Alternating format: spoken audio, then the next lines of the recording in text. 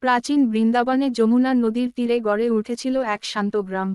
সেখানে বাস করত গোপালদের সঙ্গে এক অসাধারণ বালক শ্রীকৃষ্ণ। তিনি ছিলেন সকলের প্রিয়, হাসিখুশি, চঞ্চল এবং অলৌকিক শক্তির অধিকারী। তবে যমুনার এক অংশে বাস করত এক ভয়ঙ্কর বিষধর সাপ, নাম তার কালীয়নাগ। তার বিষে নদীর জল কালো হয়ে গিয়েছিল, পাখি মাছ সব মারা যাচ্ছিল।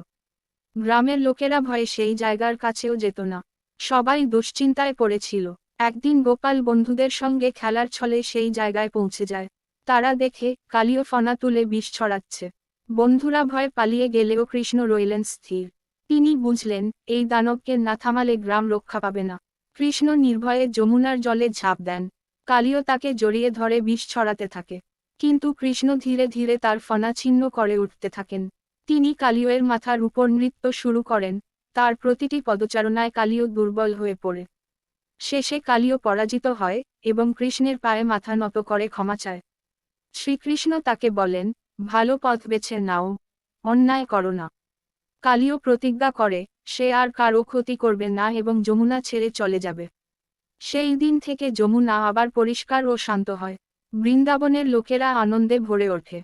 তারা বুঝে যায়, শ্রীকৃষ্ণ শুধু গোপাল নয়, তিনি এক মহাশক্তির রূপ।